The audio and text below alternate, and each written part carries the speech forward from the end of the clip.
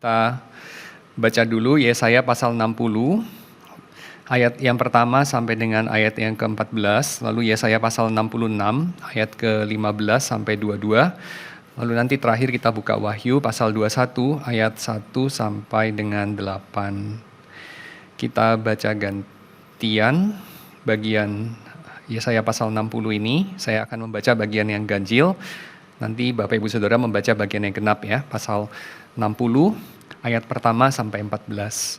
Bangkitlah menjadi teranglah, sebab terangmu datang dan kemuliaan Tuhan terbit atasmu. Sebab sesungguhnya kegelapan menutupi bumi dan kekelaman menutupi bangsa-bangsa, tetapi terang Tuhan terbit atasmu dan kemuliaannya menjadi nyata atasmu.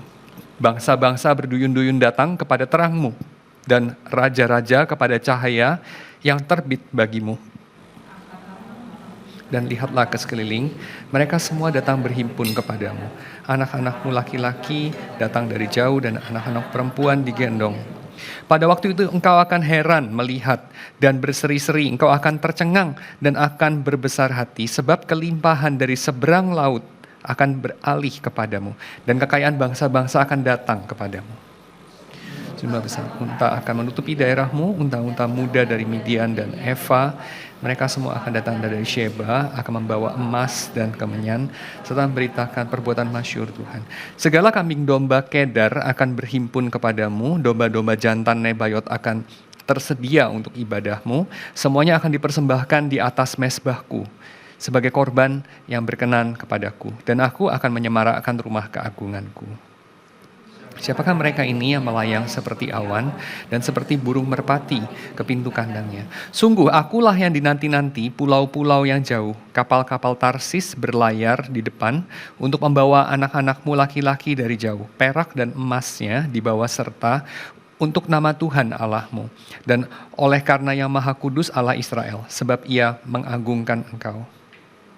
Orang-orang asing akan membangun tembokmu dan raja-raja mereka akan melayani engkau. Sebab dalam murkaku aku telah menghajar engkau, namun aku telah berkenan untuk mengasihani engkau.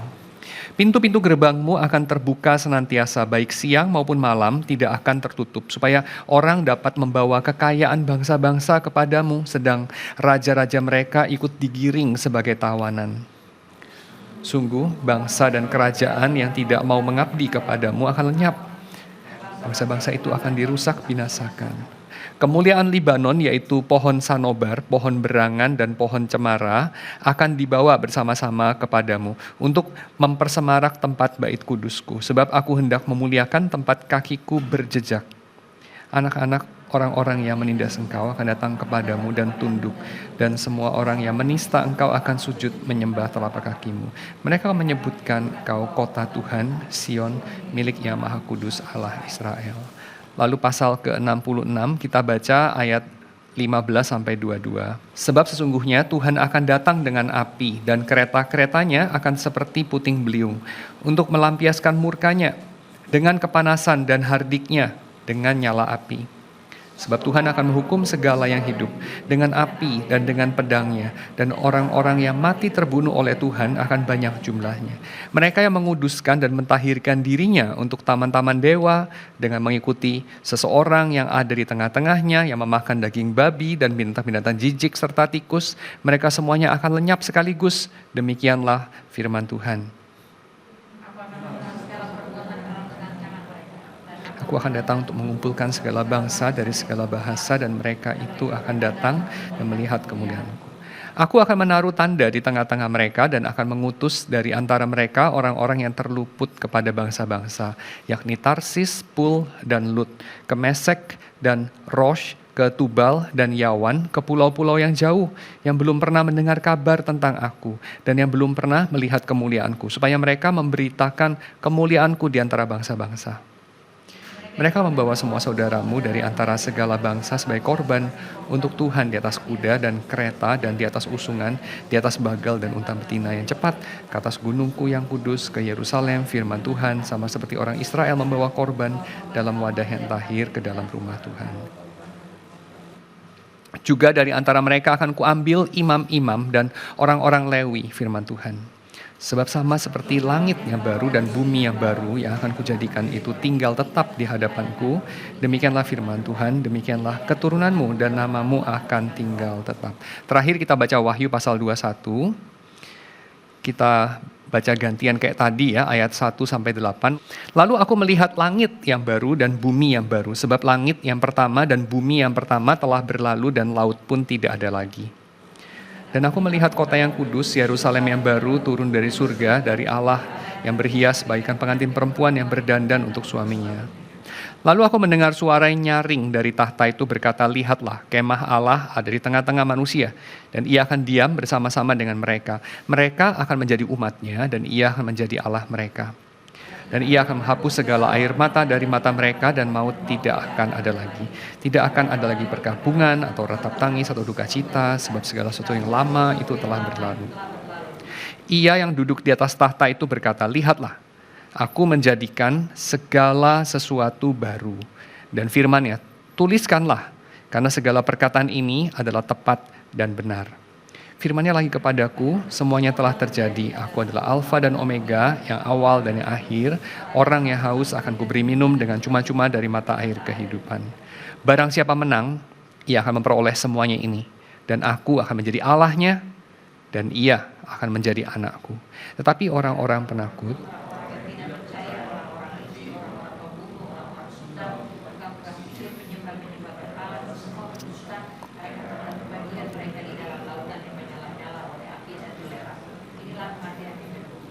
ya, bagian ini adalah bagian bab kedua dari terakhir dari buku Heaven is Not My Home ya. Jadi buat saudara yang mungkin agak jarang mengikuti, diingatkan bahwa ini adalah bagian dari buku Heaven is Not My Home. Dan nanti dalam 2 minggu ke depan itu pembahasan yang terakhir dari buku itu sebelum kita masuk ke dalam pembahasan serial yang lain. Nah, di dalam bab yang ini, kita bicara mengenai ciptaan yang baru. Dan Paul Marshall, yang ngarang buku itu ya, Heaven is Not My Home, dia membuka dengan sebuah kisah yang dia alami sendiri di suatu pulau yang dihuni oleh komunitas orang lepra. Jadi di pulau itu, di Culion, di Filipina, ada satu komunitas orang lepra, dan di situ ada gereja. Dan di gereja itu ada seorang penatua namanya Felipe, yang baru saja meninggal. Usianya sudah cukup tua, ya. Dia itu ada di sana ada 60-70 tahun, nggak ada yang ingat persis kapan dia ada di sana. Tapi setidak-tidaknya 60-70 tahun dia ada di sana, dan dia ada di pulau itu sudah sejak umur 5 tahun. Jadi dia dideteksi ada kena lepra itu waktu masih kecil sekali, ya. Dan dia hidup di sana bersama dengan orang-orang lepra yang lain yang dia nggak kenal, yang juga nggak saling mengenal satu sama lain.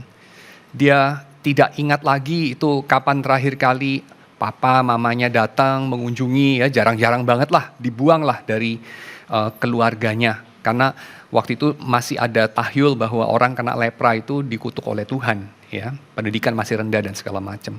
Jadi mereka dikumpulkan, dibuang sama-sama di pulau itu, dan mereka ada yang melayani orang-orang Kristen, dan si penatua ini, Felipe, akhirnya mati. Dan Paul Marshall kebetulan lagi ada di sana. Paul Marshall ini teolog yang pernah mengajar juga ya di sekolah kita di STRI di Kemayoran, dan dia ini adalah orang yang suka berkunjung juga di Indonesia. Dia suka mengajar, kadang-kadang dia mengajar diundang itu di UIN yang di Ciputat itu ya, di UIN. Dan dia berkisah bahwa dia disuruh khotbah waktu itu. Ya, dia disuruh khotbah, lalu kemudian dia merasa minder juga. Karena dia bilang orang-orang lepra ini mereka sangat menderita, mereka sangat terasing, mereka mengalami sesuatu yang saya gak pernah ngalamin, dia bilang. Saya gak pernah mengalami penderitaan sedalam mereka. And yet kalau saya kenal sendiri, dan dia memang menyertai juga ya, ketemu sama si Brother Felipe ini selama beberapa minggu terakhir dari hidupnya, dia mengatakan, orang ini penuh dengan kegembiraan, orang ini penuh dengan sukacita. Dia itu punya ketenangan yang mendalam. Orang ini adalah orang yang punya iman jauh lebih matang daripada saya sendiri, kata Marshall. Dan saya harus berkhotbah dalam hari kematiannya kepada orang-orang yang juga semacam itu. dalam komunitas orang lepra itu. Saya mau ngomong apa, dia bilang. Lalu dia nggak bisa tidur, selain digigitin nyamuk, kegerahan dan segala macam. Lalu sebelum matahari terbit, dia masuk ke chapel, dia lihat peti matinya si Brother Felipe itu, lalu dia mulai memperhatikan sesuatu. Peti matinya itu ada lukisan bunga. Lalu dia mulai sadar, di sekeliling peti matinya ada banyak kembang. Lalu dia mulai ingat, di mana-mana, di Eropa, di Amerika, di Afrika, di Cina, dimanapun, orang mati ada kembangnya. Dan juga acara-acara yang lain, pernikahan, gereja, sering ada kembang, bener nggak? Kenapa kembang? Kenapa nggak kayu misalnya, atau dikasih emas mungkin, atau dikasih apalah mungkin burung atau monyet atau apapun gitu ya. Kenapa kembang? Lalu dia ingat satu ayat dari Injil, surat ya, dari PB, dari surat Yakobus, mengenai hidup manusia yang seperti bunga, seperti kembang. Mengenai hidup manusia yang seperti kembang, seringkali kita highlighting itu adalah bahwa itu pendek. Betul ya, bahwa itu pendek. Betul juga sih, karena Yakobus mengatakan hidup manusia itu seperti uap, lalu kemudian berikutnya dia bandingkan dengan seperti bunga di padang, dan itu sama, ya uap, bunga itu sama, yaitu apa yang di-highlight dari sana adalah pendek, transient, temporary, ada sebentar lalu pergi. Itu benar mengenai uap, ada sebentar lalu pergi. Tapi mengenai bunga, bukan cuman itu, bukan cuman ada sebentar tapi pergi. Tapi ini, waktu ada, dia cantik. Bunga itu waktu dia ada, dia bagus banget. Tapi cuman sebentar. Coba lihat bunga deh. Benar juga kata Yesus. Salomo dalam segala kemuliaannya tidak berbaju lebih bagus dari bunga. Bunga tuh bagus banget, tapi cuman bentar. Mungkin itu sebabnya Hitler tidak mengizinkan bunga potong di kantornya. Selain orang merokok ya. Hitler itu kadang-kadang polisinya ada bagus juga. Orang gak boleh ngerokok di kantor. Waktu itu di Eropa hampir semua orang ngerokok di kantor, di pesawat pun ngerokok. Hitler bilang, di kantor saya gak boleh ngerokok. Ya tentu dia orang jahat ya. Tapi hal yang lain adalah tidak boleh ada bunga potong, dia bilang. Loh kenapa gak boleh ada bunga potong, kan bagus. Soalnya bunga potong itu mati, kata Hitler. Iya, oke. Bunga mati. Saya pikir ada benar juga ya. Kita suka kalau ada acara apa-apa kirim-kiriman bunga papan itu lebih konyol lagi kan. Kayak cuman gabus dipasangin kertas apalah, gak tahu. Ya, dan itu sesuatu yang saya kira lebih konyol lagi. Tapi anyway, bunga itu ya seperti itu. Mau dia hidup, mau dia mati, dia cuma ada sebentar. Bunga potong memang cuma ada sebentar ya. Tapi kalau dia tetap ada di pohonnya, emangnya lama kecuali anggrek. Kebanyakan bunga kan umurnya juga pendek ya. Dia ada, cantik, sebentar, lalu layu. Dan kata Marshall, ini mewakili kehidupan. Hidup itu gak untuk selama-lamanya, tapi patut dirayakan karena cantik. Yang pertama. Yang kedua, bunga itu mewakili apa? Kalau khususnya di negara 4 musim ya. Bunga itu mewakili awal musim semi. Bunga itu muncul dari salju, dari tanah yang beku. Kalau bunga itu muncul artinya musim semi sudah datang. Bunga itu mewakili hidup yang baru. Mewakili, menyimbolkan kebangkitan. Ya, kebangkitan. Nah, hidup orang Kristen itu seperti bunga. Dia ada sebentar lalu lewat di satu sisi. Tetapi ada hal yang lain. Yaitu apa? Dia menyimbolkan bahwa ada pengharapan. Ada sesuatu babak yang baru yang akan datang kepada kita. Oke. Itu intro untuk pembahasan kita malam ini. Lalu mengenai pengharapan yang datang kepada kita. Pengharapan kita itu apa sih? Kamu di sini sebagai orang Kristen mewariskan pengharapan kepada anak cucu, kepada orang-orang lain, kadang-kadang yang bukan Kristen juga. Kamu memberi pengharapan apa kepada mereka? Saya mendaftarkan beberapa pengharapan yang keliru ya. Yang pertama, pengharapan yang mungkin dicari-cari juga sama orang-orang yang di luar kekristenan. Orang-orang seperti Qin Shi Huang misalnya. Orang-orang seperti Julius Caesar misalnya. Orang-orang seperti para gladiator di arena. Mereka itu mencari hal ini. Apa itu? Immortalitas. Para gladiator di arena bukan mencari immortalitas dengan mereka berharap mereka nggak mati-mati gitu ya. Kayak Qin Shi Huang gitu. Yang mendirikan tembok besar itu. Dia berharap dia nggak mati-mati karena menemukan satu obat untuk panjangin umur gitu. Nah para gladiator di arena tidak berharap tidak mati-mati dengan minum obat begitu. Mereka berharap mereka tidak dilupakan. Tidak mati-mati karena tidak dilupakan. Jadi walaupun badan mereka udah dikubur, tetapi reputasi mereka, perbuatan mereka yang heroik, keberanian mereka di arena, terus dibicarakan. Kayak mungkin sekarang kita, ya nggak semua kita sih, tapi beberapa kita mungkin membicarakan kehebatan dari Pele waktu dia masih muda, sewaktu Pele sudah mati. Pele sudah mati kan ya? Pele, bintang sepak bola Brasil yang legendaris, sudah mati. Tapi orang masih ngomongin Pele. Kenapa? Karena dia melakukan hal-hal yang heroik, yang hebat-hebat di arena, di hadapan ratusan ribu penonton. Oke, para gladiator di Koloseum mengharapkan itu. Mereka tidak berharap akan hidup selamanya, enggak lah. Ya, enggak ada loh orang itu hidup selamanya. Tapi perbuatan mereka akan hidup selamanya dalam ingatan kolektif warga kota Roma.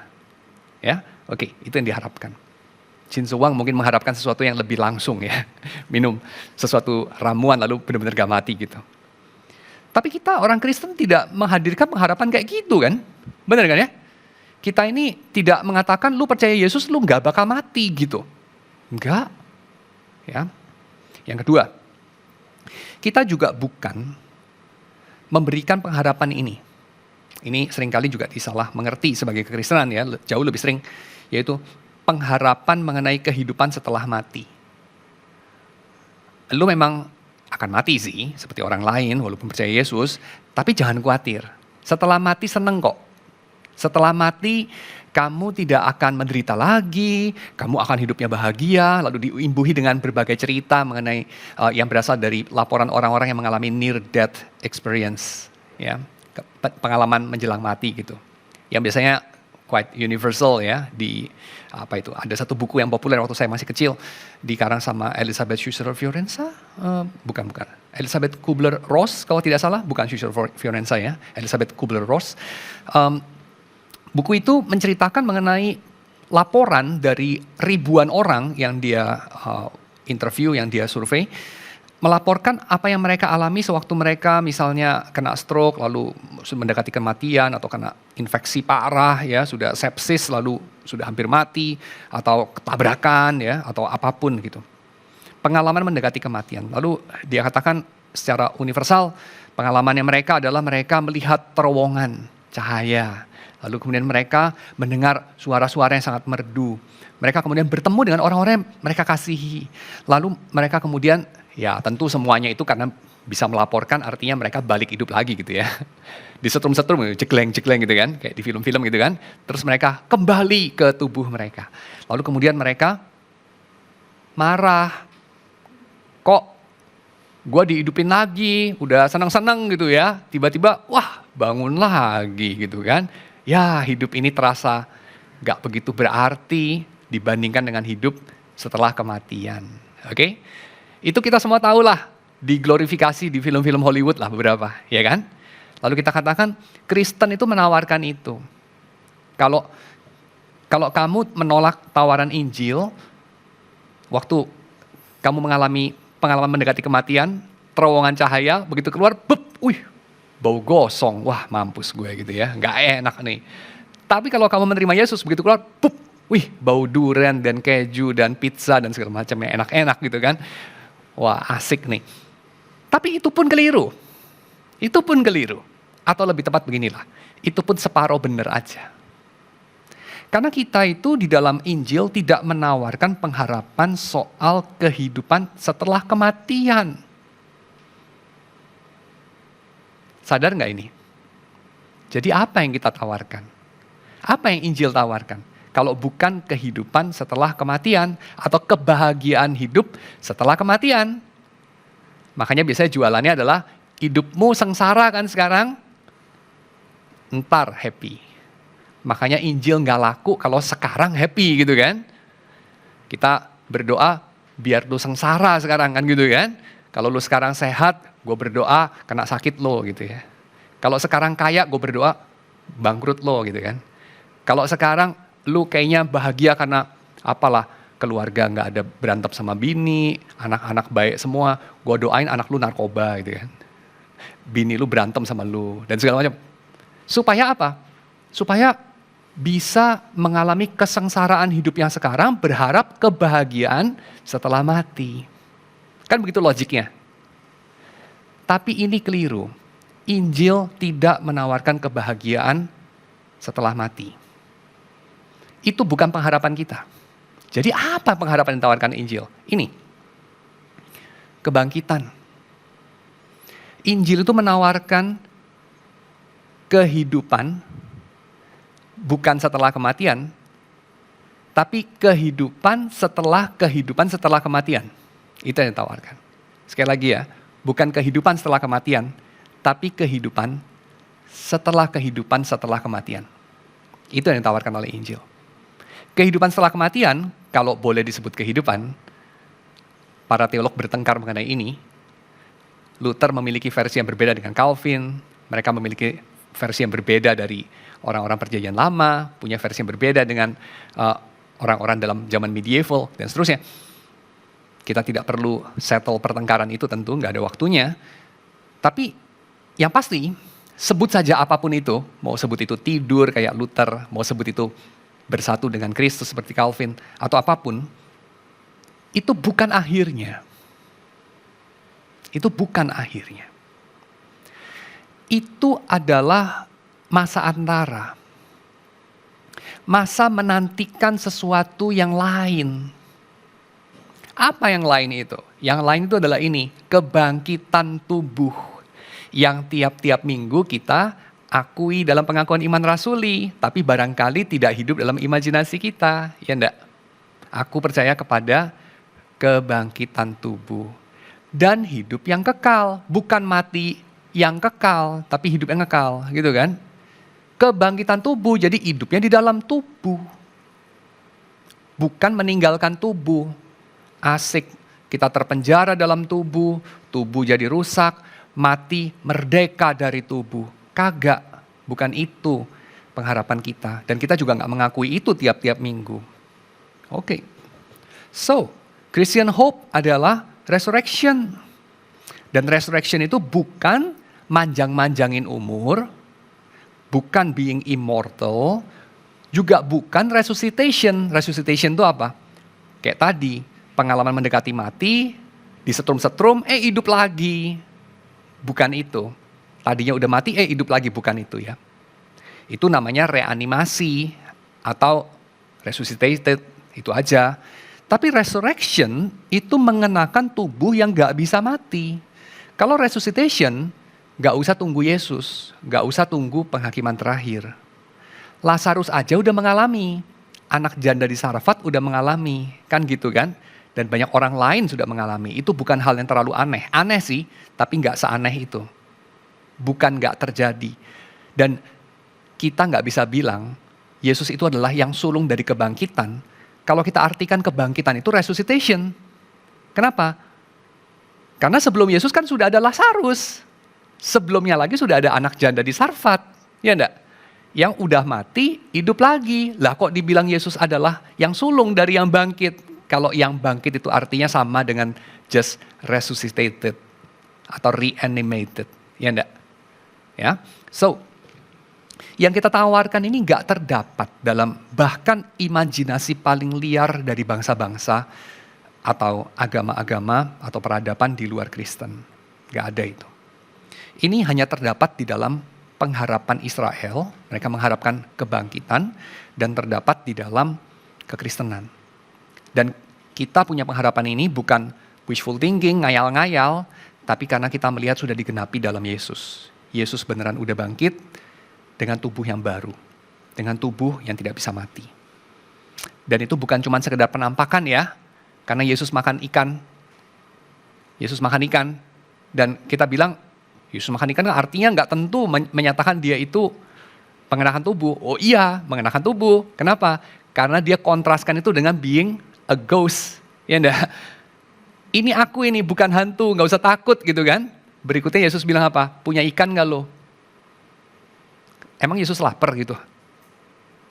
Aduh, udah 3 hari gue nggak makan gitu. Punya ikan nggak lo, gue pengen makan gitu? Enggak.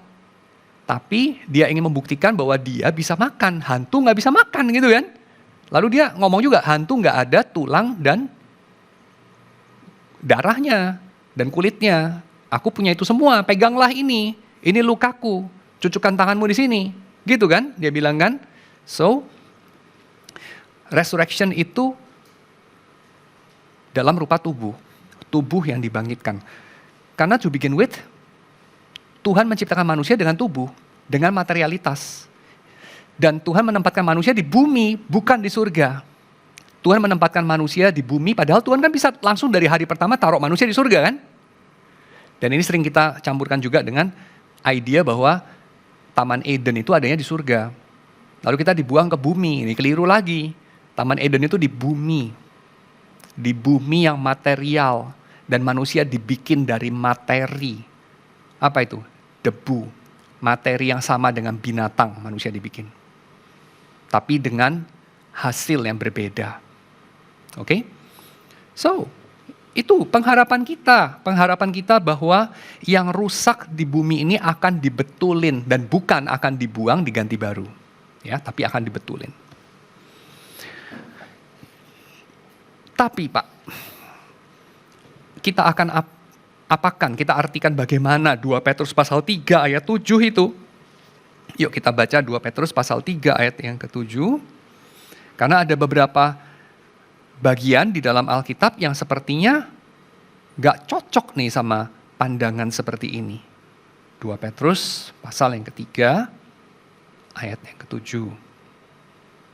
Tetapi oleh firman itu juga langit dan bumi yang sekarang terpelihara dari api dan disimpan untuk hari penghakiman dan kebinasaan orang fasik.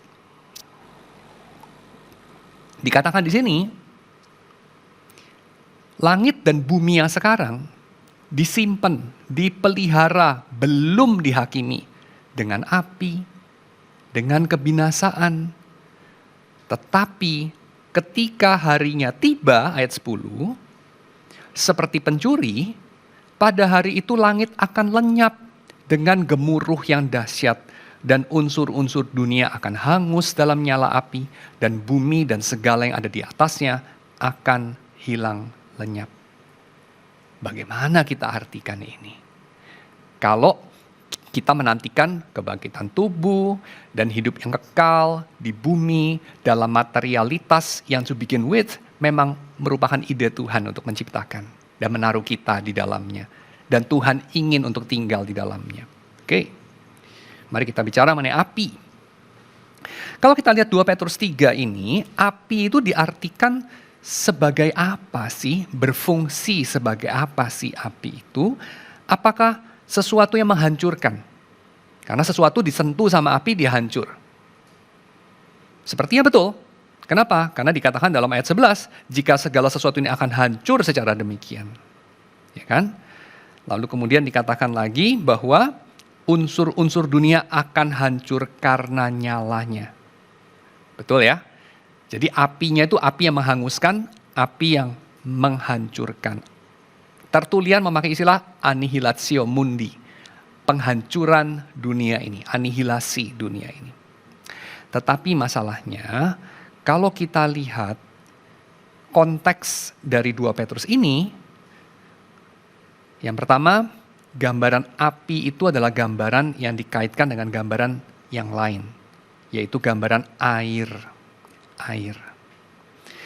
Dalam ayat yang ke-6 dikatakan, oleh air itu bumi yang dahulu telah binasa dimusnahkan oleh air bah, tapi firman itu juga dan seterusnya. Tadi kita udah baca itu. Air di sana adalah air apa? air yang menghancurkan bumi pada zaman Nuh. Bumi hancur nggak pada zaman Nuh? Hancur binasa kan? Betul kan? Yang ada di atasnya hancur binasa. Betul dong. Binatangnya mati semua kan? Kecuali yang ada di kapal Nuh kan? Orang-orangnya mati semua kan? Tatanan politisnya porak-poranda kan? Kerajaannya hancur kan? Segala jeripayah dari orang-orang yang mendirikan ordo untuk mengambil manfaat dari orang-orang yang mereka kuasai, hancur kan? Betul? Zaman Nuh. Tapi saya tanya, setelah banjir, buminya masih ada nggak? Yang ada di atasnya sih hancur. Buminya masih ada? Ada. Materialitas masih ada nggak? Materialitas ada. Manusia masih ada nggak? Kok nggak ada? Ada yang iya, ada yang enggak. Saya bukan tanya manusia yang jahat, saya tanya just manusia secara umum. Ada. Kan Nuh masih ada. Binatang masih ada nggak? Masih ada. Tanaman masih ada. Buminya masih ada. Semua masih ada. Yang nggak ada apa? Ini, dunia yang lama. Apa itu dunia? Dunia itu tatanan, order, tatanan. Kayak di uang dolar tuh, Novus Ordo Seclorum. Tatanan dunia baru. Itulah yang berdiri setelah banjir Nuh. Novus Ordo Seclorum. Bukan planet buminya, bukan atom-atom, baik yang padat, liquid maupun gas. Bukan. Tetapi tatanan dari atom-atom itu. Tatanan dari binatang, tanaman, batu, pasir, energi, keseimbangan politik, sosial, kebudayaan. Itu yang diganti. Itu yang sebelumnya ada dihancurkan. Tetapi sekarang dibikin menjadi baru. Artinya apa? Artinya Tuhan tidak menghancurkan kosmos. Tuhan itu menghancurkan tatanan kosmos yang lama. Ini konsisten dengan pemakaian labelnya. Lama, baru. Ordo yang lama, ordo yang baru. Di-hijack sama Soeharto. Orde lama, orde baru dia bilang. Tapi kurang lebih idenya sama loh. Dan itu ide ngambil dari Amerika. Mungkin dia nggak ngambil dari Alkitab langsung ya. Ngambil dari Amerika kayaknya. Dia kan kroninya Amerika kan. Dan Amerika tulis minjem dari Kristen tuh. Novus Ordo Seclorum itu dia tulis di uang dolar dia. Tatanan dunia baru. Karena dunia lamanya di Eropa. UK itu dunia lama. Amerika Serikat ini dunia baru. New World kan? Old World-nya mana? Ya Eropa lah. Bukan Cina definitely. Oke. So, jadi kita sudah jelas. Api di sini lebih berfungsi sebagai api yang menyucikan. Dalam arti menghanguskan yang tidak berkenan kepada Tuhan. Tapi membuat yang berkenan kepada Tuhan justru lebih terlihat, lebih kinclong. Metafor yang dipakai itu adalah api yang memurnikan emas. Emas. Emas itu kalau dibakar jadi apa? Ya jadi panas ya. Sudah jadi panas jadi apa? Jadi leleh. Sudah jadi leleh jadi apa? Jadi bisa kepisah yang berat jenisnya berbeda, ya enggak? Emasnya di bagian bawah, yang lebih enteng dari emas kayak tembaga, kayak kuningan, kayak besi, timah, dan seterusnya lebih enteng daripada emas, dia ngambang di atas. Gitu kan? Kayak minyak lah. Dia bisa ada beda lapisan-lapisan gitu kan, karena gravitasi bisa memilah. Kalau padat kan nggak bisa, perlu dilelehin pakai api. Lalu berikutnya api juga membakar itu, logam-logam yang lain jadi teroksidasi. Emas kan nggak gampang teroksidasi, gitu kan? Lalu tukang emas memurnikan emas dengan cara itu, pakai api. Setelah dimurnikan, emasnya habis nggak? Ya nggak habis lah, kalau emasnya habis tukang emasnya nggak mau pakai cara itu kan. Jadi memurnikan emas dengan api itu maksudnya itu. Nah Tuhan memakai gambaran ini untuk membicarakan mengenai pemurnian dunia ini pakai api. Hancur tatanan yang di atas dunia ini. Dunia yang lama itu tidak ada lagi, tidak diingat-ingat lagi. Oke, jelas ya? Yang ketiga, Lalu berdiri di atas itu sebuah langit dan bumi yang baru. Digambarkan dalam Wahyu pasal 21, Yerusalem yang baru itu turun dari surga. Perhatikan di sini. Yerusalem yang baru itu turun dari surga. Apakah berarti Yerusalem yang baru itu adalah surga itu sendiri atau langit itu sendiri? Bukan kan? Kan dia turun dari surga. Ya berarti dia bukan surga loh. Dia adalah apa? Apa itu Yerusalem yang baru itu? Yerusalem baru dicirikan dengan Allah menjadi terangnya, Allah menjadi rajanya, bangsa-bangsa dalam dunia ini datang kepada Allah untuk mempersembahkan sesuatu, manusia-manusia yang berkenan kepada Allah ada dalam kota itu, yang tidak berkenan ada di luarnya, terusir dari kota itu, betul ya? Artinya Yerusalem yang baru itu adalah gambaran mengenai tatanan politis tertentu, tatanan kekuasaan tertentu. Turun dari surga maksudnya apa? Surga itu adalah domain dari Allah sendiri. Tempat Allah bertahta. Allah meninggalkan itu. Dia turun ke tengah kita. Emmanuel. Yerusalem baru turun dari surga, itu adalah gambaran Allah berdiam, dia camping di tengah umatnya. Ya. Dan gambaran itu kan udah dimulai sebenarnya. Dimulai sejak kapan? Dimulai sejak Yesus. Yesus adalah Allah yang camping di tengah umatnya. Seperti Allah yang camping di tengah umatnya pada zaman Musa. Cuman bedanya Allah camping di tengah umatnya pada zaman Musa pakai apa? Pakai cadar, pakai tabir, pakai separasi. Kenapa? Karena umatnya kalau nggak pakai separasi mati. Orang itu tidak tahan menghadap Tuhan di Sinai, betul kan? Makanya orang Israel mengutus Musa aja yang pergi, karena kita mampus kalau ketemu Tuhan, gitu kan? Bahkan Musa pun nggak lihat Tuhan, hanya lihat belakangnya Tuhan.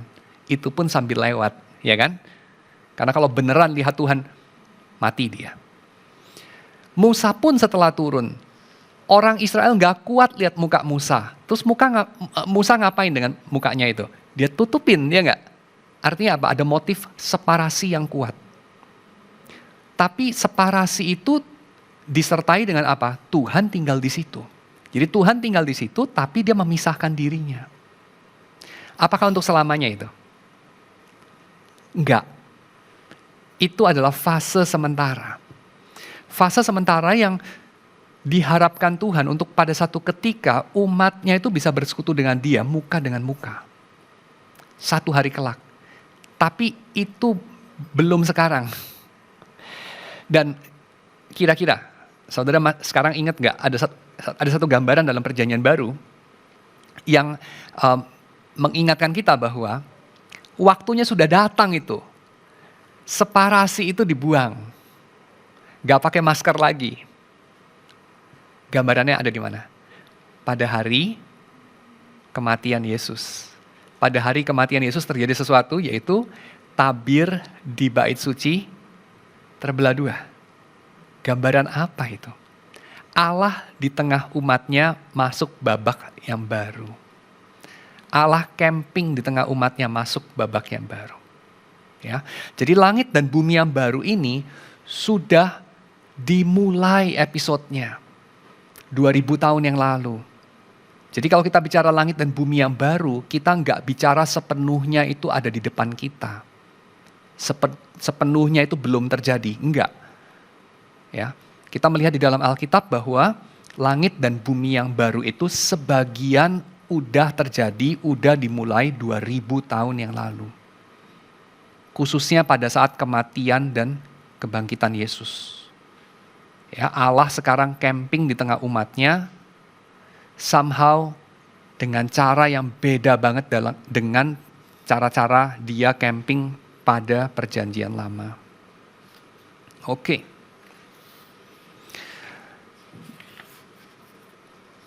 Mari kita masuk lebih dalam bicara mengenai langit dan bumi sekarang. Langit dan bumi. Pertama, langit dan bumi ini bagian dari ciptaan, alias bagian dari dunia. Kita lihat di dalam Kejadian pasal yang pertama, pada mulanya Tuhan menciptakan apa? Pada mulanya Tuhan menciptakan langit. Enggak kan? Pada mulanya Tuhan menciptakan bumi. Enggak kan? Sementara langit itu kekal, karena itu rumahnya Tuhan. Lalu pada mulanya Tuhan menciptakan bumi. Enggak kan? Dalam Kejadian pasal 1 dikisahkan bahwa pada mulanya Tuhan menciptakan langit dan bumi. Jadi baik langit maupun bumi adalah ciptaan Tuhan yang punya permulaan. Yang kedua, tetapi langit itu berbeda dari bumi. Kalau kita baca dari Mazmur pasal 115 ayat 16, dikatakan langit itu kepunyaan Tuhan dan bumi itu telah diberikannya kepada anak-anak manusia. Jadi langit dan bumi itu dua-dua diciptakan Tuhan. Gak ada satu jahat, satu baik, satu tinggi, satu rendah, itu gak ada. Tapi kita bikin begitu kan? Langit tinggi, bumi rendah, langit mulia, bumi gak mulia. Langit itu sesuatu yang suci, bumi itu kotor, kan gitu kan? Langit urusannya Tuhan, bumi urusannya pendosa dan seterusnya. Tapi enggak seperti itu. Kalau kita lihat di dalam Alkitab, baik langit maupun bumi diciptakan Tuhan, dan baik langit maupun bumi dihakimi oleh Tuhan, dan baik langit maupun bumi diperbarui oleh Tuhan.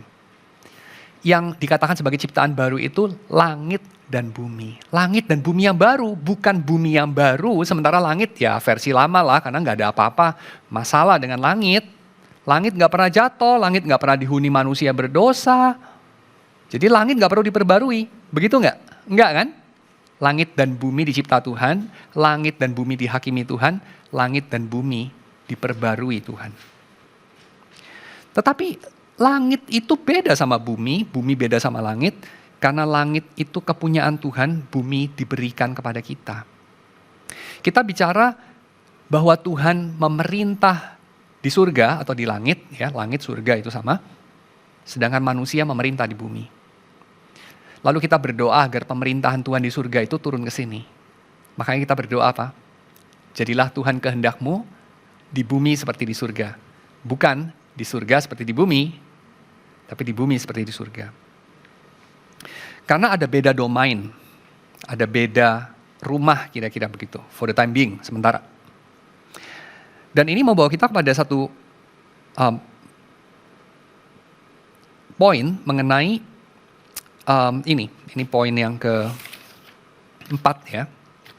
Mengenai nanti dan di sana. Karena kalau kita bicara surga, kita bicara langit dan bumi yang baru, kita bicara kebangkitan, kita bukan hanya bicara sesuatu yang already. Kita bicara terutama mengenai sesuatu yang kita masih harapkan, yang belum terjadi, sesuatu yang not yet. Maka kita bicara sesuatu yang nanti. Dan kita juga seringkali bicara mengenai sesuatu yang di sana. Oke, nanti dan di sana. Kalau kita bicara nanti dan di sana,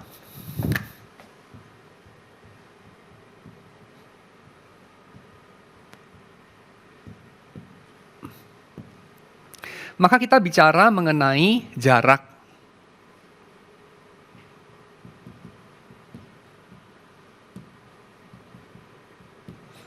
Bagaimana kini di sini menjadi nanti dan di sana itu ada jarak. Lalu pertanyaannya adalah, ada opsi apa saja dari titik A, yaitu kini dan di sini, menjadi atau pergi kepada titik B, yaitu nanti dan di sana. Ada berapa opsi? Saya katakan ada 3 opsi di sini. Ya, opsi yang pertama adalah opsi A itu pergi kepada B. Jadi si A ini jalan di sini, lalu kemudian dia nyampe ke B. Jadi opsi 1 adalah opsi progres. Jadi si A ini jalan nyampe ke B. Opsi yang kedua, Progres ini dalam pengertian waktu ya, historis. Dari kini kepada nanti. Jadi tempatnya sama di bumi, tapi dari bumi yang sekarang kepada bumi yang keadaan yang entar. Ya, sama-sama di bumi, tapi tadinya itu sekarang menjadi besok. Dan narasinya, mitosnya adalah progress, ya, the idea of progress. Mach menulis satu risalah mengenai bukan naik tetapi maju. Bukan ascend tetapi progress. Ya, forward bukan going up tapi going forward. Orang modern itu begitu. Orang sekuler gak mimpi jadi bukan manusia, gak mimpi jadi dewa dia. Terlalu romantik lah itu. Ya. Orang sekuler juga gak mimpi bumi ini nanti akan kita tinggalkan, kita escape ke surga gitu, enggak. Ya. Tapi orang sekuler itu ngimpi bumi ini jadi maju. Ya, buminya tetap di sini, tapi cara-caranya itu diubah. Nah, itu opsi progres. Itu yang ditawarkan sama dunia kita. Opsi yang kedua yang ditawarkan oleh dunia sebelum kita adalah opsi ascend. Naik. Nah, naik ini bukan dari kini kepada kelak, tapi dari di sini kepada di sana dalam pengertian dari bumi naik ke surga. Ya. Jadi ini spasial. Ini adalah satu opsi yang mengasumsikan realitas itu ada dua lapisan. Dan yang sekarang kita alami adalah lapisan yang gak begitu oke. Yang bukan paling mulia. Lalu dengan latihan tertentu kita bisa naik ke atas. Latihan rohani, mistik, banyak berdoa, berpuasa, dan seterusnya. Menyangkal diri dan seterusnya. Kita bisa ascend to heaven. Itu gerakan yang kedua. Keduanya tidak Kristen. Karena Kristen tidak bicara progres, Kristen tidak bicara ascend. Yang satu sekuler, yang lain Hellenis mungkin, ya, mystical mungkin. Kristen itu bicara apa? Kristen bicara Advent. Apa itu Advent? Advent itu ini, tibanya, datangnya, nyampe-nya. Yang nyampe apa? Pemerintahan Tuhan. Novus Ordo Seclorum itu nyampe. Bukan kita pergi ke sono, bukan kita naik ke atas, berubah jadi makhluk yang lain. Tapi kerajaan itu datang ke sini. Masa depan tuh ke sini nyamperin kita di masa kini. Pemerintahan Tuhan itu turun dari surga ke bumi. Itu yang terjadi. The advent of the kingdom. Itu yang dikatakan dalam Markus pasal 1 ayat 15. Itu yang dikatakan oleh Yesus sedang terjadi di tengah murid-muridnya. Kalau kamu melihat aku mengusir setan, kalau kamu melihat orang buta dicelikan, orang tuli bisa mendengar, orang lumpuh bisa berjalan, kalau kamu melihat orang mati dibangkitkan, kalau kamu melihat ini semua, kerajaan itu sesungguhnya sedang datang kepada kamu. Bukan kamu sedang datang kepada kerajaan itu, kamu dalam perjalanan atau kamu lagi nungguin bis, atau kamu lagi diubahkan sehingga menjelma menjadi yang bukan manusia. Bukan. Tapi kerajaan itu sedang datang. Kerajaan itu sudah di tengah kamu, kerajaan itu sudah dekat. Hal-hal semacam itu yang dibicarakan. Artinya paradigmanya bukan progres seperti orang modern, bukan ascend seperti orang medieval, tapi advent. Dan advent of the kingdom ini eschatological. Kita kalau bicara eschatological itu, eschatologi itu seolah-olah apa ya? Seolah-olah kita itu bakal nyamperin yang ke depan. Tapi ini keliru, ini progres.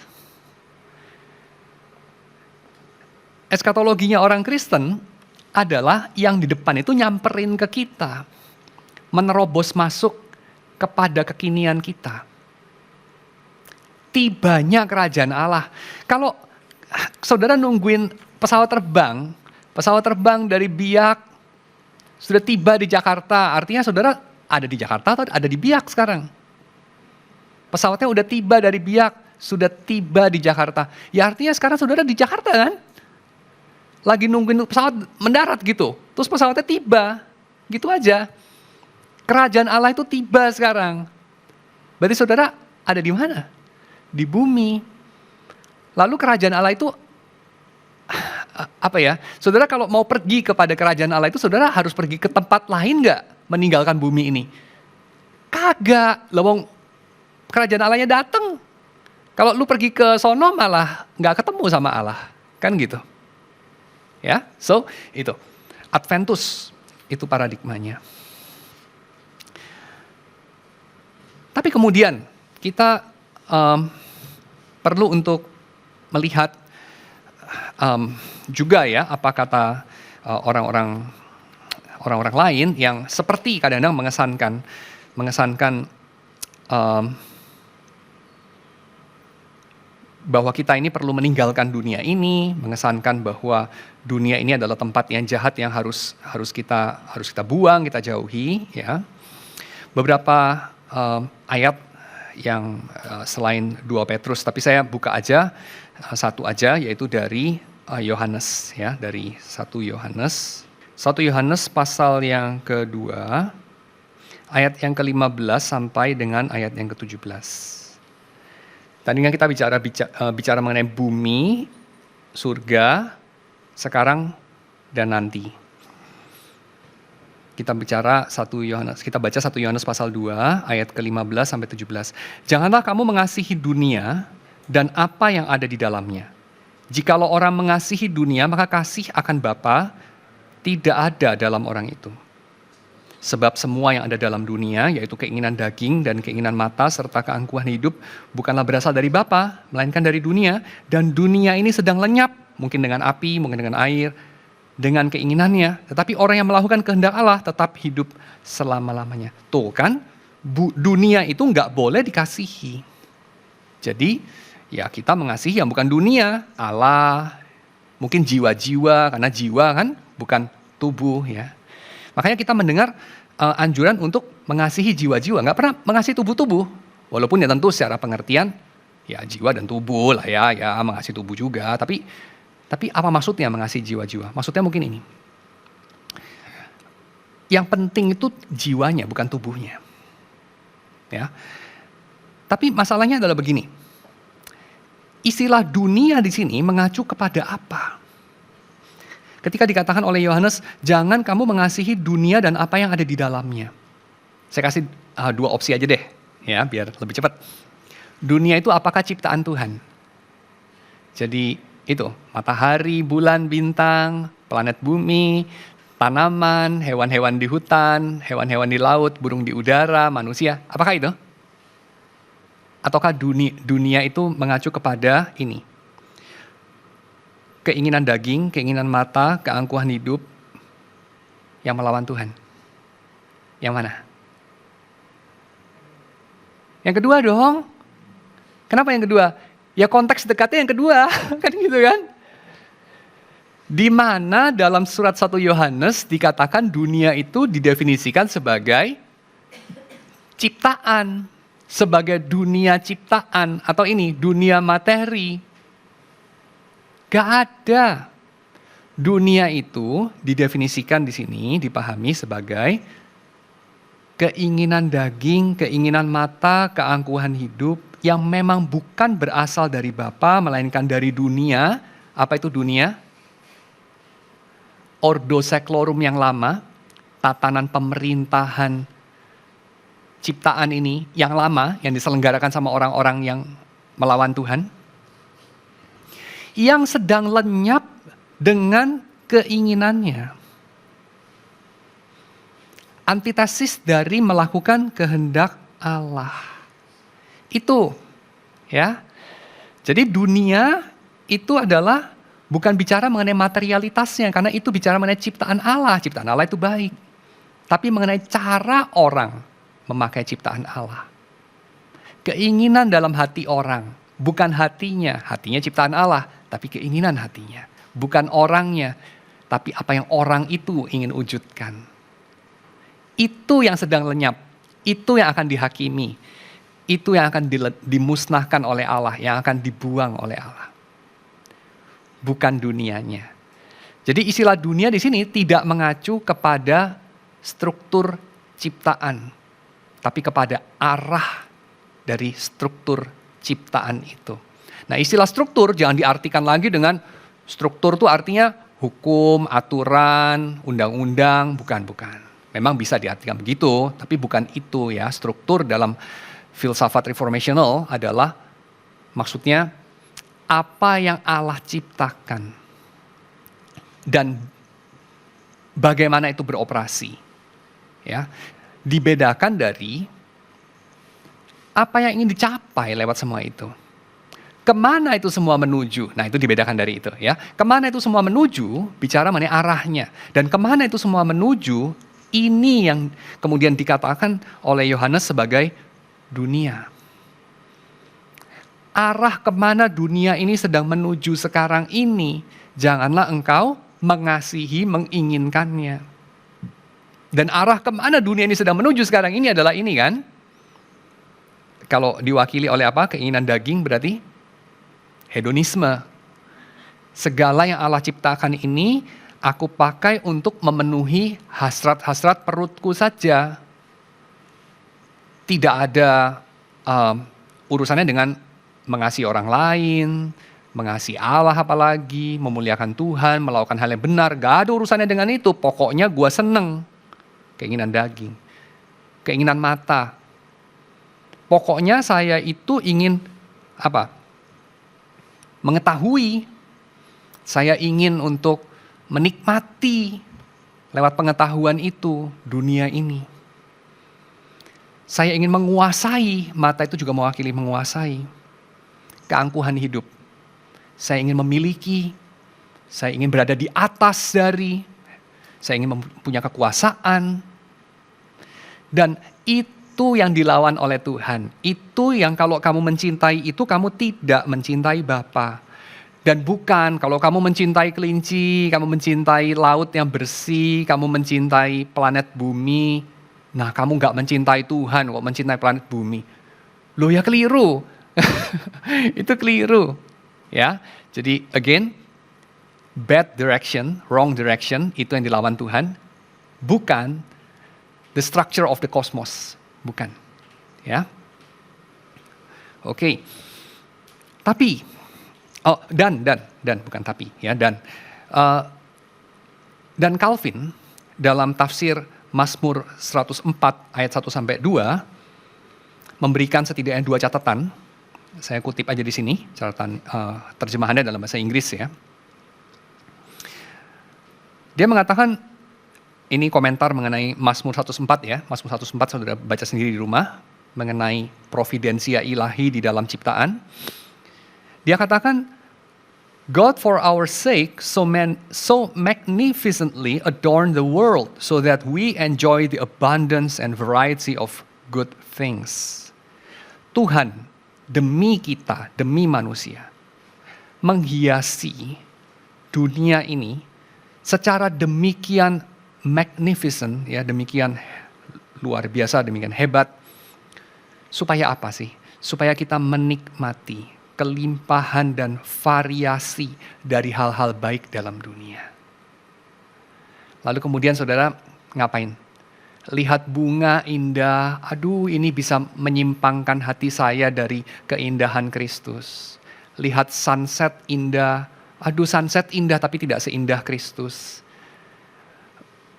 Mencintai keluargamu, mencintai orang-orang di kantormu, mencintai bahkan kesuksesan dari usahamu, mencintai hobimu, mencintai ilmu pengetahuan, being fascinated sama teori yang baru, sama eksperimen, dan seterusnya, exploring the universe. Lalu kita bilang, ini kan akan berlalu. Sedangkan Kristus itu kekal. Hubungan dengan Tuhan itu lebih penting. Ini bagus sih, ya tapi untuk sementara saja, yang itu untuk selamanya. Coba saya minta saudara sediakan ayatnya di mana bahwa kita itu disuruh banding-bandingin. Disuruh banding-bandingin Kristus sama ciptaannya. Di mana ayatnya? Lalu kedua, ayatnya di mana kita dikasih tahu bahwa kalau kamu menikmati alam ini, kamu sedang bikin Tuhan cemburu. Kasih tahu saya ayatnya, saya pengen tahu. Sejauh ini saya cari gak ada. Ya, kalau kamu mencintai yang Tuhan benci, kalau kamu mencintai tatanan yang membenci Tuhan, kamu memang sedang membenci Tuhan. Kamu memang tidak sedang mengasihi Bapa. Itu benar. Tapi kalau kamu mengasihi yang Allah ciptakan per se, I don't think so. Itu harus dibanding-bandingkan dengan mencintai Tuhan. Ya, benar nggak? Setuju nggak? Itu mirip seperti apa ya kalau saudara misalnya bilang, aku mencintai anakku. Terus istri saudara bilang, wah lu kok gitu, dulu katanya mencintai gue, sekarang mencintai anak lu. Aneh banget kan? Doesn't make any sense kan? Semacam itu. Ya. Sama, siapa yang menciptakan? Siapa yang menaruhnya di bawah kaki kita? Untuk menjadi rakyatnya kita. Siapa yang menciptakan? Tuhan. Dia bisa tidak menciptakan. Ya toh? So, Tuhan itu menghiasi dunia ini. Bukan cuma mengadakan. Tuhan bisa bikin dunia Spartan. Tuhan bisa bikin dunia itu secukupnya. Manusia pokoknya kenyang. Tapi coba bayangkan manusia bisa kenyang dengan berbagai cara. Ya enggak, bisa kenyang sama babi, sama kambing, sama sapi, sama kepiting, sama ikan, sama ayam, sama apapun kan. Ngapain Tuhan hiasin sebegitu elaborate itu garnishnya itu? Buat apa? Kan cuma buat kenyang. Kadang-kadang anak saya suka bercanda, udahlah makan aja Ci, katanya. Karena cicinya suka pilih-pilih kalau makan. Saya buka rahasia sedikit. Makan itu yang penting biar gak mati, kata adiknya. Adiknya Spartan banget. Makan itu yang penting biar gak mati. Kadang-kadang saya setuju juga dengan anak saya itu. Tapi Tuhan menciptakan dunia ini begitu berlimpah loh. Dan dikatakan oleh Calvin di sini, agar kita menikmati. Lalu kita sok suci, kita bilang apa? Gue gak mau menikmati karena gue ingin menikmati Kristus. Weird. Dari mana pikiran itu? Yang kedua kata Calvin. God irradiates the whole world by His splendor. Tuhan itu menyinari seluruh dunia dengan kemuliaannya. Lalu kita benturkan kemuliaan Tuhan dengan kemuliaan hutan dan gunung dan pantai dan danau. Aneh banget kan? The world is the garment in which He appears in a manner visible to us, kata Calvin. Dunia itu adalah semacam pakaian Tuhan yang melaluinya, yang saya nggak kutip, dia yang tersembunyi. Jadi Tuhan itu kan tersembunyi, nggak kelihatan, hidden God. Tapi dia itu menampakkan dirinya, bajunya tuh kelihatan, jubahnya Tuhan tuh kelihatan. Apa jubahnya Tuhan itu? Kata Calvin ini, dunia ini, ciptaan, jubahnya Tuhan. Lu pengen lihat Tuhan, lihat ciptaan. Melalui itu Tuhan menampakkan kemuliaannya. Dunia ini adalah theater of His glory.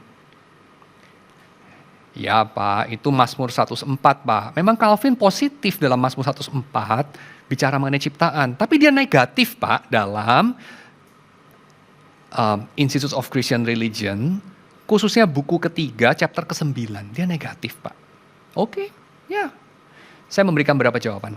Yang pertama, Institute buku yang ketiga, chapter ke-9 didahului dengan buku pertama, chapter ke-5, section ke-10, di mana Calvin mengatakan, God's power are represented as in the painting. Mankind is invited and attracted to to a recognition of Him, and from this to true and complete happiness. Kekuasaan Tuhan itu direpresentasikan seperti melalui lukisan. Dan lukisan itu apa? Lukisan itu adalah alam semesta ini. Dan umat manusia itu diundang dan ditarik untuk mengakui kemuliaan Tuhan itu. Dan melalui mengakui kemuliaan Tuhan lewat ciptaan itu, umat manusia itu dipanggil kepada kebahagiaan yang benar dan utuh. Ya. Lalu sekarang kita masuk kepada bagian di mana Calvin sepertinya negatif terhadap ciptaan. Tapi saya akan katakan ini salah paham. Tidak negatif terhadap ciptaan, negatif terhadap dunia ini. Oke, yang bagian mana? Buku ketiga, chapter ke-9, Meditating on the Future Life.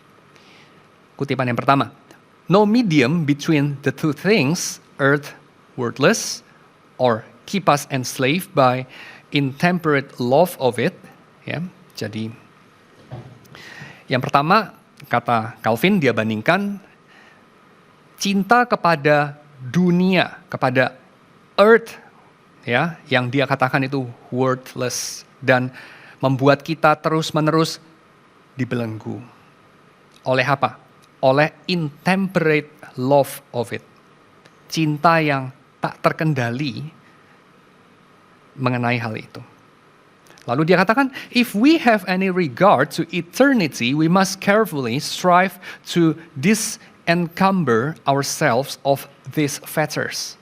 Kalau kita itu punya sedikit saja kepedulian terhadap kekekalan, kita harus dengan hati-hati berjuang untuk membuat hati kita nggak terlalu tertarik lah sama hal-hal ini. Dan dia pakai istilah earth di sana, ya. Dan dia sebut itu sebagai sesuatu yang worthless. Oke, simpen dulu kutipan yang pertama. Kutipan yang kedua, in forming an estimate of this mortal life, oke, garis bawahi, this mortal life, and perceiving that in itself it is nothing but misery, then contrast the two, contrast mortal life sama apa? Sama ini, future atau eternal life. The former may not only be securely neglected, but in comparison of the latter, be disdained and contempted.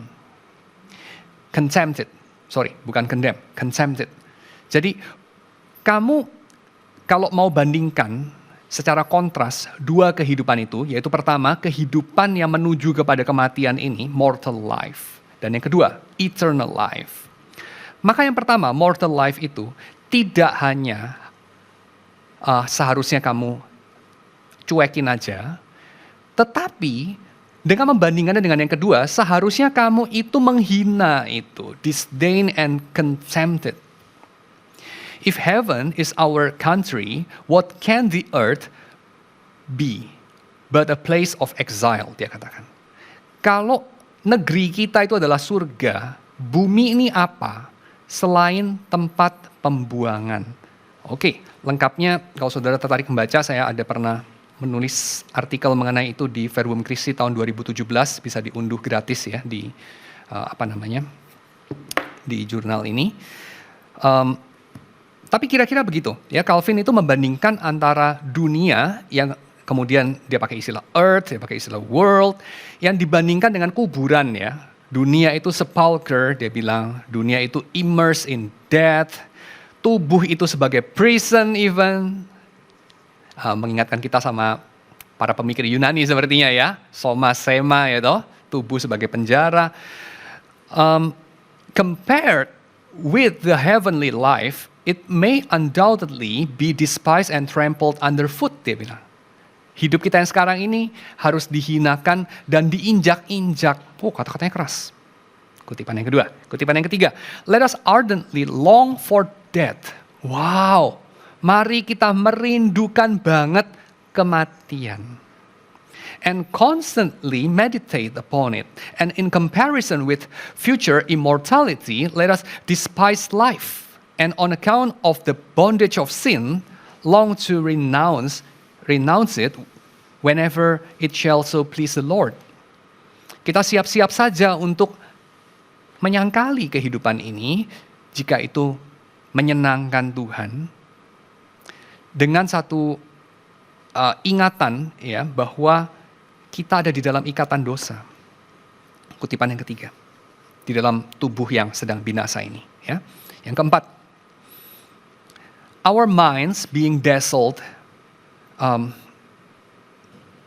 with the glare of wealth, power, and honors, the heart also engrossed with avarice, ambition, and lust, is weighted down and cannot rise above them. Dalam section yang pertama. Nah, ini semua kalau kita gabungkan ya, kira-kira apakah kita mendapatkan kesan bahwa Calvin itu menganjurkan kita supaya menjalani hidup ini, di dalam dunia ini, dalam tubuh ini, dalam kesementaraan ini, sebagai sesuatu yang kualitasnya second lah. Sesuatu yang kalau bisa kamu tidak mengikatkan hatimu di sini deh. Kira-kira gitu nggak kamu dapat kesan? Dapat kesan itu kan ya? Very strongly. Oke? Harus diakui. Yes. Tapi coba kita lihat konteksnya. Konteksnya apa? Tadi saya udah baca dalam kutipan yang keempat. Konteksnya adalah karena dunia ini dan keberadaan kita yang mortal dalam konteks ini. Dan konteks ini Calvin tidak bedakan dengan tajam ya. Antara dunia sebagaimana Tuhan ciptakan dengan dunia yang sudah jatuh. Ya, memang in fact dunia yang sekarang kita diami kan dunia yang sudah jatuh. Betul ya? Bukan dunia yang sebelum jatuh kan? Tapi dunia yang sudah jatuh itu adalah dunia yang Tuhan ciptakan juga. Setuju dong? Masa dunia yang udah jatuh mendadak diciptakannya sama setan gitu kan? Enggak kan? Dunia yang sudah jatuh ini ditopang sama siapa? Sama Tuhan juga kan? Dan ngomong-ngomong gak cuman ditopang sama Tuhan walaupun jatuh, tapi ditebus oleh Tuhan. Dan juga akan diperbarui oleh Tuhan. Jangan lupa itu. Kita sebagai orang reform ini seringkali lebih mirip Lutheran. Fokus kita kepada fall dan redemption, pada seharusnya creation, fall, dan redemption, dan consummation. Ya, jangan lupa itu. Nah, kalau kita pertimbangan itu, kita akan tahu konteksnya Calvin di sini adalah fallen world, bukan created, not yet fallen world. Dan juga bukan even dunia yang pada satu hari akan dikonsumasi. Dia nggak bicara itu. Bukan berarti dia nggak ngerti itu, bukan berarti dia nggak akan bicara itu. Tapi pada poin ini dia bicara definisi dunia itu adalah dunia yang sedang jatuh, dunia yang menarik hati kita dengan sinar-sinar daripada apa? Wealth, power, and honor. Sementara hati kita engrossed with avarice, ambition, and lust. Yaitu tadi yang dikatakan oleh Yohanes, keinginan daging, keinginan mata, keangkuhan hidup, ya kan? Artinya apa? Artinya Calvin bukan sedang ngomong bahwa burung-burung di udara, ikan-ikan di laut, kuda Nil di sungai Nil menarik hatimu sehingga kamu jauh dari Kristus. Bukan, tapi dia lagi ngomong soal apa? Kapal pesiar, tepukan di pundak oleh orang-orang hebat, pengakuan dari musuh-musuh bisnis kamu sewaktu kamu berhasil mengakuisisi bisnis mereka, kebanggaan kamu waktu kamu buka majalah Forbes lalu nama kamu ada di nomor 3 sebagai orang paling kaya di Indonesia misalnya. Hal-hal semacam itu yang definitely harus dibedakan dari ciptaan. Karena kita bisa tidak begitu, ya enggak? Ini bukan berarti saya anti kepada orang yang sukses loh ya. Tapi saya sedang menggarisbawahi bahwa kenapa banyak orang yang ingin untuk mencapai kesuksesan itu, saya nggak bilang semuanya, saya nggak bilang otomatis ya, tapi banyak yang ingin mencapai itu karena mereka ingin menang. Kenapa ingin menang? Karena kalau kalah, sengsara dalam dunia berdosa. Kalah artinya diinjak, dimanipulasi, dimanfaatkan, tidak bebas, kan gitu kan? Dunia ini tidak ramah sama orang yang kalah, sama orang mediocre, nggak ramah. Ya, maka tiap orang harus menang dengan cara apapun. Harus hebat dengan cara apapun, harus bisa diakui dengan cara apapun. Dan itu sesuatu yang menarik hati kita sehingga kita tidak lagi tertarik untuk melihat kemuliaan Allah di dalam ciptaan. Tidak lagi tertarik untuk melakukan kehendak Allah dalam ciptaan. Apalagi kalau kehendak Allah itu artinya salib.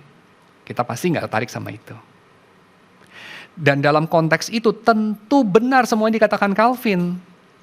Kita harus menginjak-injak itu, menghina itu, berhati-hati dengan itu. Menyadari bahwa itu semua worthless. Definitely. Setuju 1000%. Ya dong.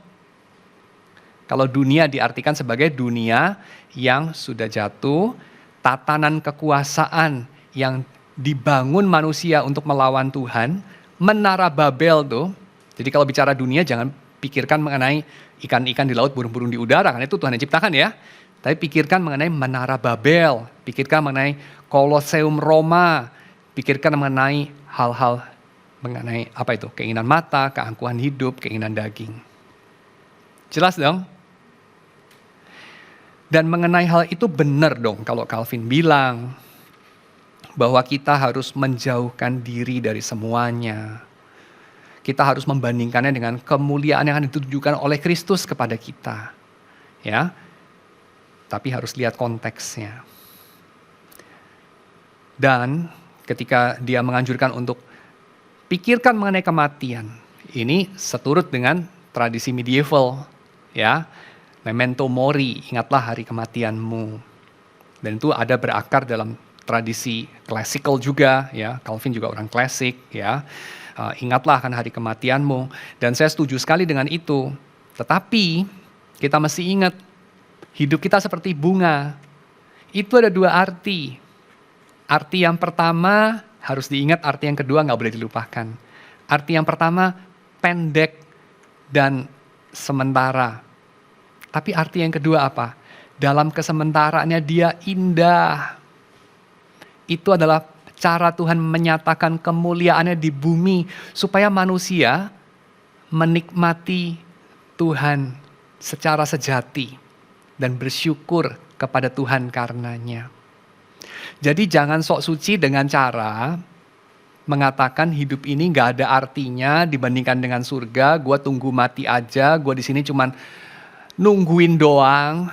Kayak di ruang tunggu ruang tunggu bioskop, kan orang gak happy-happy di ruang tunggu bioskop. Tapi orang bolak-balik lihat jam, aduh kapan ini gue masuk ke gedung bioskop, kan gitu kan. Gedung bioskopnya sorga gitu. Enggak, teaternya bumi ini. Dan tontonannya nanti akan terjadi di bumi ini. Ya, so kita mesti, saya kira, memilah dengan lebih jernih ya istilah dunia ini di sini. Ya, bulan depan kita akan masuk kepada masa antara. Itu adalah bagian terakhir dari buku Heaven is Not My Home. Dan kalau kita bicara mengenai heaven di situ, kita mesti ingat heaven-nya bukan bicara mengenai yang bukan di sini. Tapi heaven-nya itu mungkin bicara ini lebih tepatnya ya. Suatu keadaan di mana Allah adalah Raja. Dan kita adalah anak-anaknya. Dan Allah memerintah di bumi. Di tengah kita. Emmanuel. Itu ya, jadi kalau kita bicara surga, kita bicara ini. Kita bukan bicara lokasi metafisik yang tidak ada atomnya, tidak ada medan magnetnya, tidak ada waktu, dan seterusnya. Segala spekulasi Helenistik itu, kita nggak bicara itu. Alkitab tidak bicara itu. Tapi kita bicara mengenai Emmanuel. Surga itu Yesus. Dan itu sudah terrealisasi, sudah mendatangi kita mulai dari 2000 tahun yang lalu. Tapi masih ada mix antara lalang dan gandum for the time being. Dan Tuhan memberikan banyak kebebasan dan otoritas yang dititipkan kepada kita, manusia, umatnya, yang melalui ketaatan kita, Tuhan berkehendak untuk menghadirkan kerajaannya. Tadi seperti pantai segala macam, gunung ciptaan Tuhan, bunga, burung. Berarti kalau yang ciptaan manusia, apakah itu termasuk keinginan mata Pak. Misalkan contohnya kayak kota-kota canggih kayak Dubai apa gitu segala macam, gedung-gedung tinggi. Itu kan buatan manusia, keindahan gitu, tapi semua ciptaan manusia gitu. Oke. Ciptaan itu secara klasik ya para teolog bicara mengenai ciptaan pertama, creatio prima, creatio secunda, dan creatio tertia. Creatio prima itu creatio ex nihilo, jadi ciptaan dari ketiadaan. Creatio secunda bicara mengenai penatanan ciptaan dalam 7 hari, dalam 6 hari sih lebih tepatnya. Bicara mengenai pendirian ordo ciptaan itu yang diceritakan dalam Kejadian 1. Kejadian 1 tidak bicara mengenai creatio prima. Kejadian 1 bicara mengenai creatio secunda. Nah, manusia bikin apa? Seperti orang bilang Tuhan bikin padang pasir tapi orang Qatar bikin, orang UAE bikin Dubai gitu kan. Yang dibikin sama orang Uni Emirat Arab itu adalah creatio tertia di sana. Piano ini creatio tertia, pohonnya creatio secunda. Itu kan maksudnya ya? Oke. Nah, Tuhan mencipta melalui manusia itu tentu bisa baik dong. Karena manusia bisa taat sama Tuhan kan? Jadi apa yang manusia kerjakan bisa baik tapi bisa jahat juga. Seperti itu. Jadi keberadaan yang muncul karena usaha manusia mengolah bumi bisa baik bisa jahat. Yang pasti mengandung keduanya sih. Tetapi adanya bumi sesuatu yang baik. Siapa yang ngasih tahu kita? Tuhan sendiri. Dia menciptakan dunia ini dia menata dunia ini dalam 6 hari dan dia selalu mengakhiri dengan baik ya, dan terakhir dia mengatakan sungguh amat baik. Itu. Oke. So itu kira-kira jawaban saya. Jadi Dubai bisa baik, bisa jahat. Yang pasti ada baiknya dan ada jahatnya. Ada sisi gelapnya, ada sisi terangnya. Ya. Tapi keberadaan dunia ini, hidup kita, alam ini adalah baik. Berarti yang kita manusia kita harus pilah-pilah gitu ya Pak. Kalau kira-kira melawan Tuhan ya berarti itu jahat. Kalau selama tidak melawan Tuhan ya berarti masih boleh-boleh aja. Simpelnya semacam itu, tapi how do you know? Jadi ketika kita menikmati ciptaan apapun itu, tentu kita perlu melakukannya dengan kritikal ya. Termasuk juga kayak, tapi kan ini ciptaan Tuhan Pak, gunung ya, pantai dan segala macam. Iya, pertama gunung dan pantai itu juga sudah jadi komoditas wisata. Kedua, yang menikmati kita sendiri juga bisa menikmatinya secara salah ataupun secara benar. Jadi ya tetap perlu ada critical distance, perlu ada refleksi, pemeriksaan diri dan segala macam. Pasti. Karena kita bisa melakukannya sebagai sebagai satu pemuasan hasrat yang berdosa. Jadi kayak misalnya mancing, ini gue lagi mancing, ini kan memuliakan Tuhan nih, menikmati ciptaan Tuhan. Iya, mancing sekali-sekali gak apa-apa. Lu masalahnya mancingnya itu lebih sering daripada kerjanya gitu. Nah itu namanya bermalas-malasan gitu. Berkanjang dalam dosa kalau itu. Tapi bukan berarti mancing berdosa, kira-kira gitu kan. Ya, kita masuk dalam doa. Tuhan, kami bersyukur untuk apa yang Tuhan sudah nyatakan kepada kami, apapun itu. Kiranya Tuhan bekerja melaluinya, memberikan kepada kami pengertian yang benar soal pengharapan yang kami miliki dalam Yesus, sehingga kami boleh berada dalam dunia ini dengan menyenangkan hatimu. Menyenangkan hatimu karena kami menikmati Engkau di dalam ciptaanmu. Karena kami boleh menyaksikan kemuliaan-Mu juga melalui ciptaan-Mu, dan kami boleh mengelolanya sebagai wakil-Mu dalam dunia, sebagai anak-anak Tuhan yang dititipi warisan yakni ciptaan-Mu ini. Untuk itulah kami diciptakan, untuk itulah kami ada dalam dunia. Untuk bekerja, untuk mengolahnya, untuk memerintah atasnya sebagai wakil-wakil Tuhan. Kami menyerahkan apa yang sudah kami kumpulkan dalam persembahan kami, kiranya juga boleh dipakai Tuhan dalam kerajaan-Mu. Terima kasih ya Tuhan, dalam nama Yesus kami berdoa. Amin.